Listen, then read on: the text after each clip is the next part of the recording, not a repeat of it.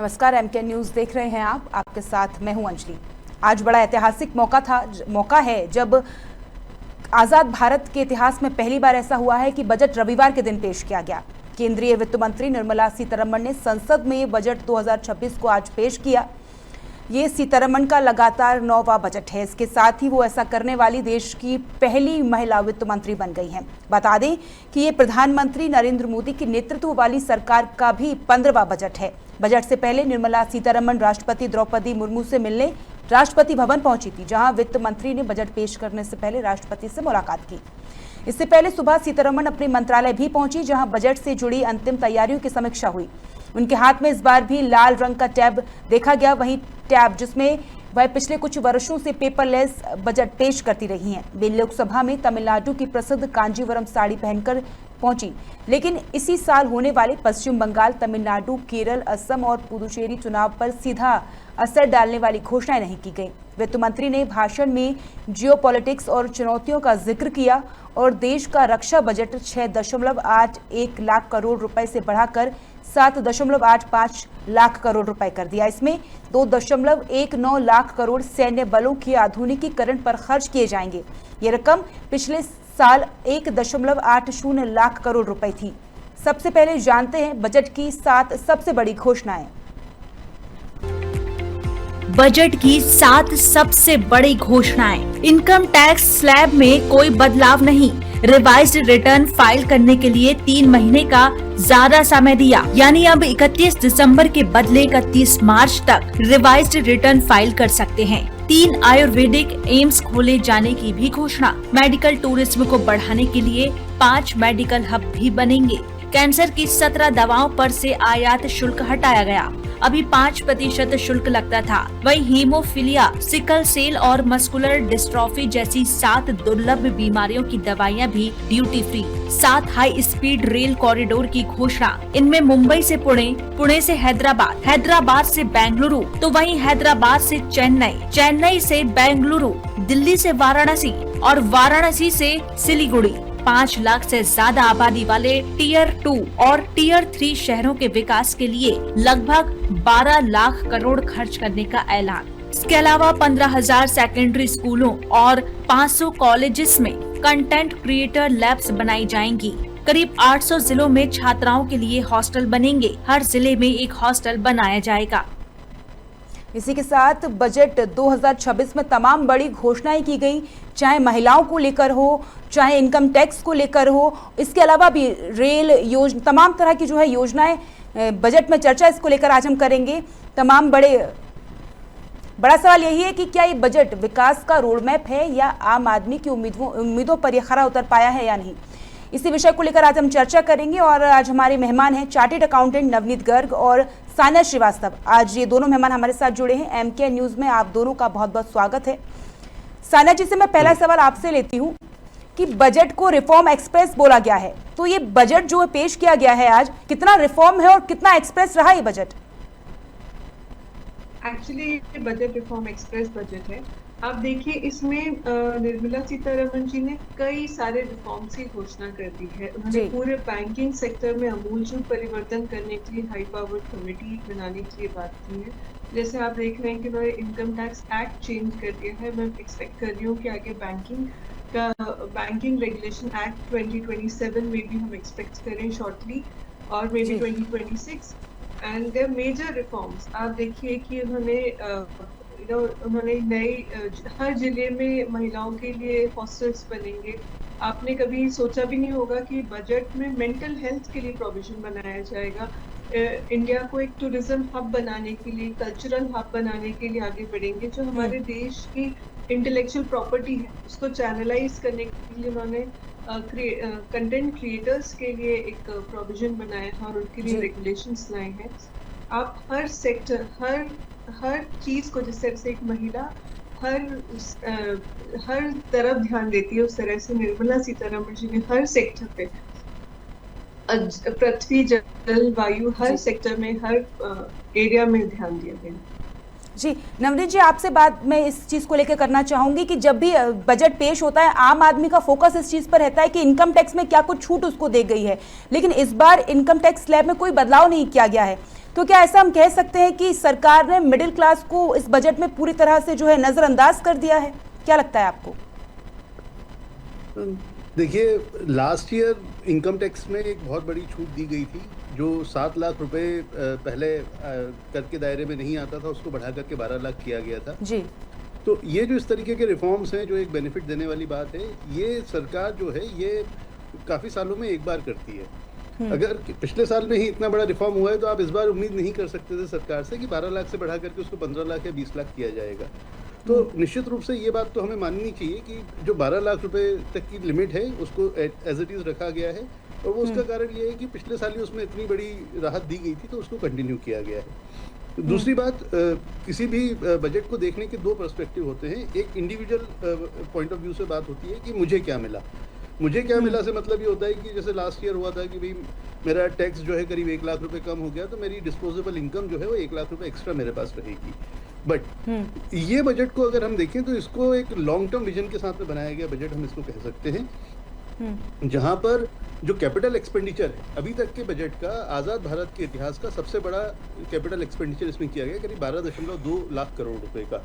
तो 12.2 लाख करोड़ रुपए इंफ्रास्ट्रक्चर पे खर्च करने का मतलब ये है कि देश की सरकार जो है देश का पैसा इकोनॉमी में पंप करने जा रही है। इससे रोजगार बढ़ेंगे, इससे सीमेंट सेक्टर, इसमें लोहा सेक्टर, इसमें लेबर, इसमें जितने सारे इंफ्रास्ट्रक्चर हो सकते हैं। वाटरवेज एक ऐसा अनकन्वेंशनल जो किसी पुराने प्राचीन जमाने में जल मार्ग से हमारे माल का आवागमन होता था, उसको रिवाइव किया जा रहा है। बुलेट ट्रेन्स लाई जा रही हैं, एयरपोर्ट्स बनाए जा रहे हैं, हॉस्पिटल्स पे बहुत बड़ा एक खर्च, जैसे आयुर्वेदा जो हमारा एक बड़ा पुराना भारत का आयुर्वेदा में एक बड़ा होल्ड रहा है, जिसको कुछ समय के लिए हम भूल गए थे, अब उन पे all India institute of Ayurveda बनाए जाने की बात है।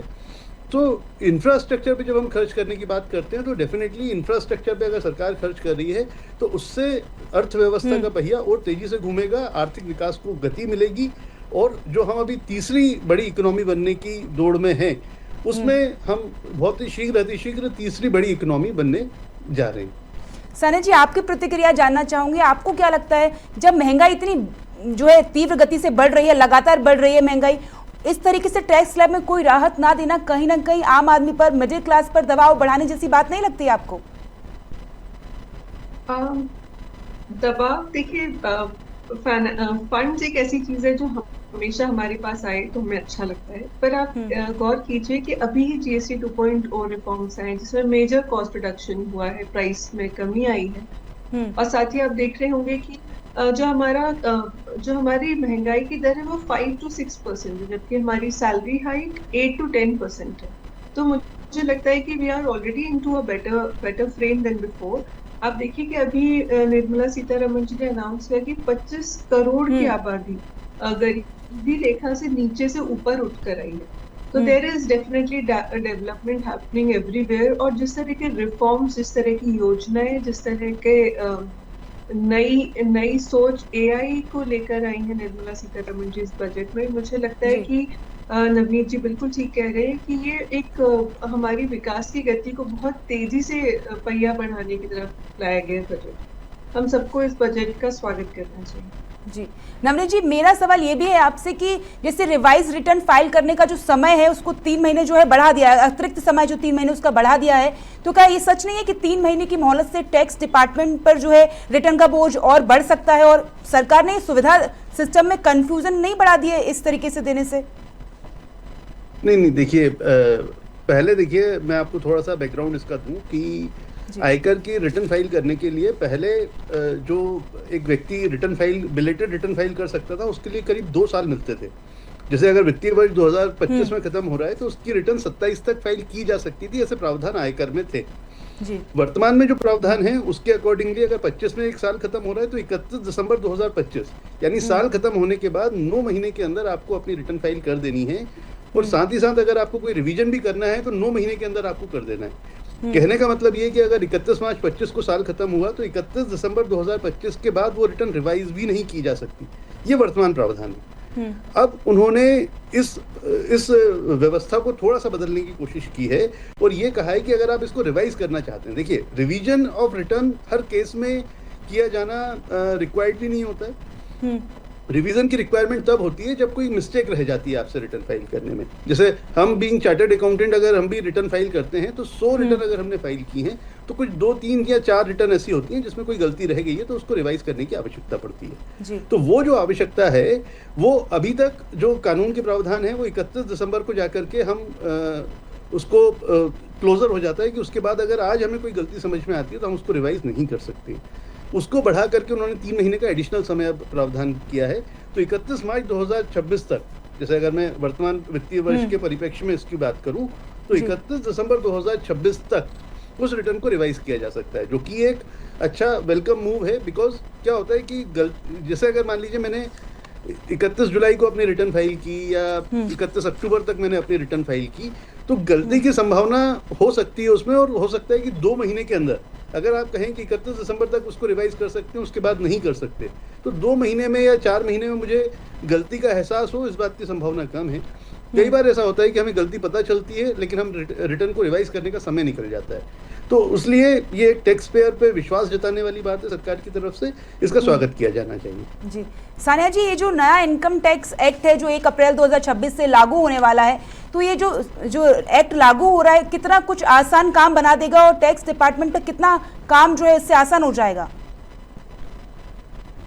जो प्रक्रिया ये जो बजट है इसने ईज ऑफ लिविंग पे काफी एम्फसाइज किया है और ईज ऑफ कंप्लायंस पे काफी एम्फसाइज किया है।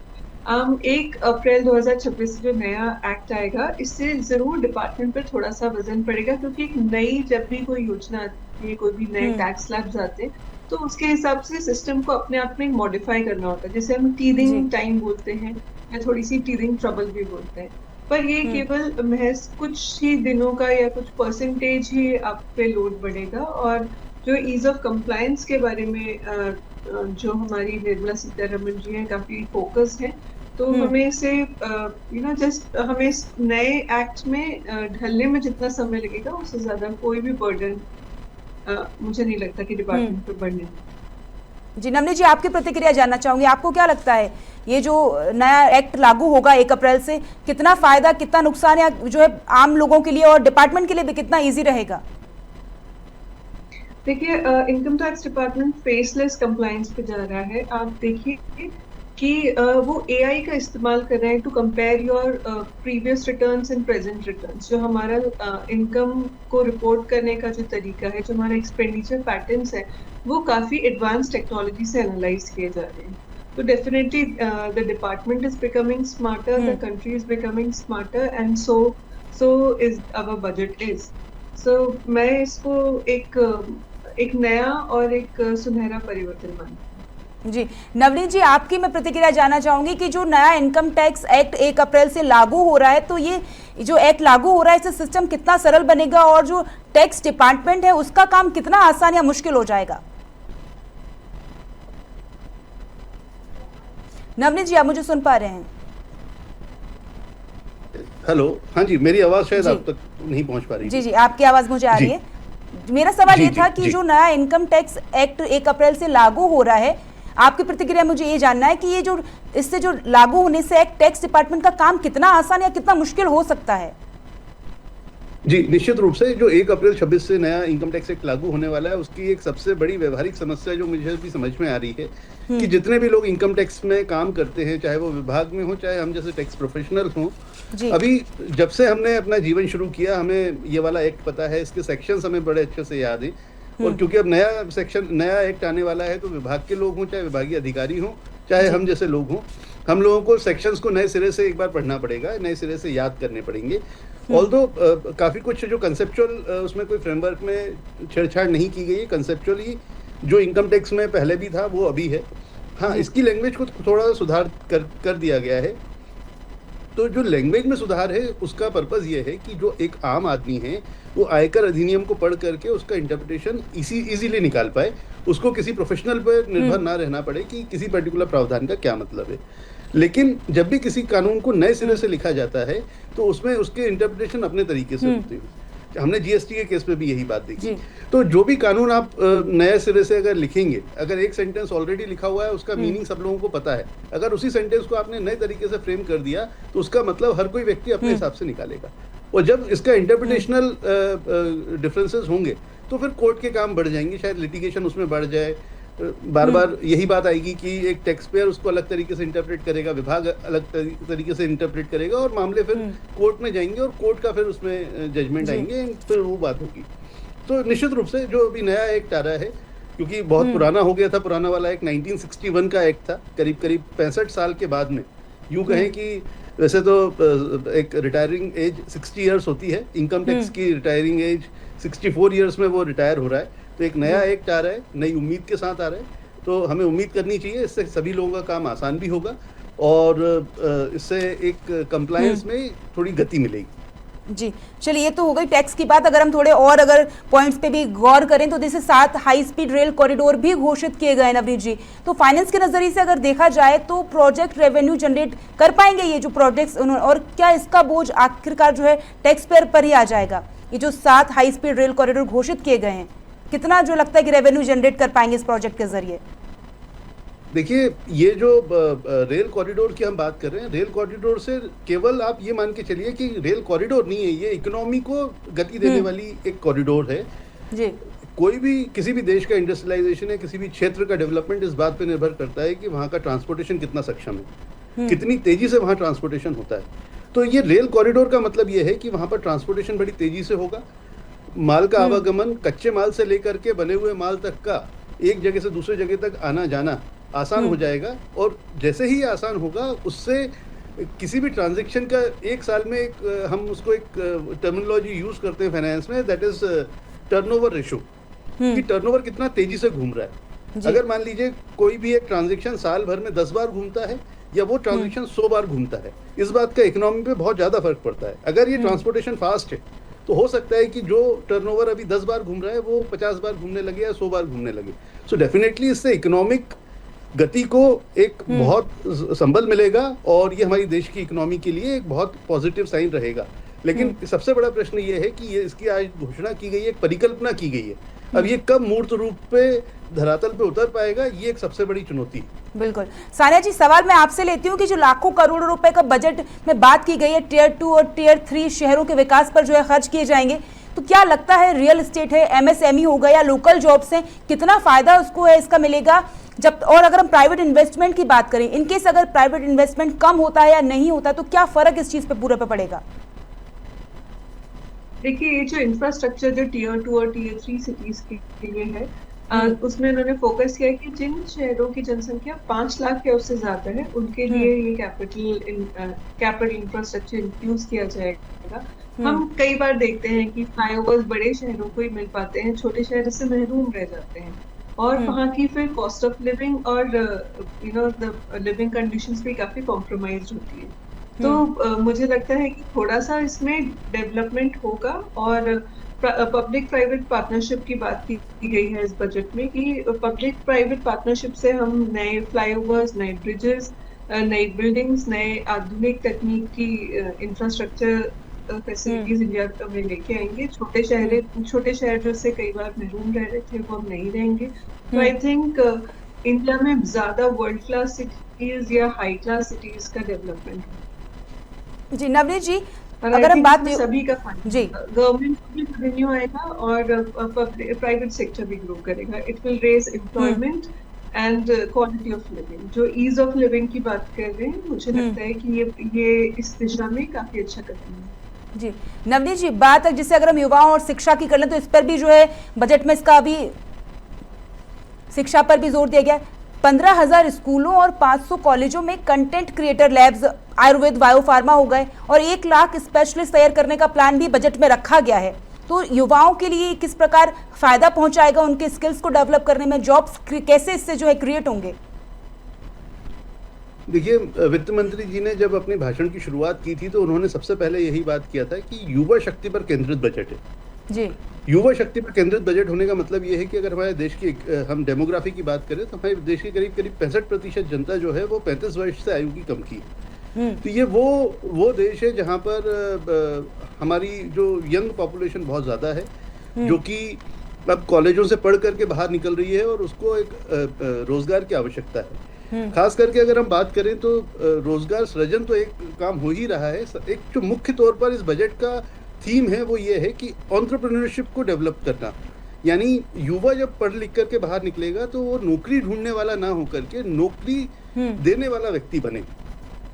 उस बात पे खास यहाँ पर किया जा रहा है। यहाँ पर सेल्फ एम्प्लॉयड लोगों को बनाने की बात की जा रही है कि आप सेल्फ एम्प्लॉयड बने, स्वरोजगार आप जनरेट करें, कि अगर एक व्यक्ति 5 से 10 लोगों को रोजगार देता है बजाय इसके कि वो जाकर के खुद नौकरी ढूंढ रहा है, तो ये एक बहुत एक परिवर्तन है सोच में, जो आज से करीब 20 साल पहले तक एक युवा जब पढ़ लिख करके बाहर निकलता था तो वो केवल इस आशा में रहता था कि उसको एक अच्छी सी नौकरी मिल जाए। अभी बात ये हो रही है कि आज हमारे IIT IIM से जो भी ग्रेजुएट्स बन करके निकल रहे हैं वो नौकरी नहीं कर रहे हैं, वो किसी बड़ी कंपनी में अपनी करोड़ों के पैकेजेस उनको मिल सकते हैं लेकिन वो नहीं ले रहे, वो अपना खुद का स्टार्टअप शुरू करते हैं और वो स्टार्टअप शुरू करने के बाद में बड़े बड़े यूनिकॉर्न्स बन रहे हैं।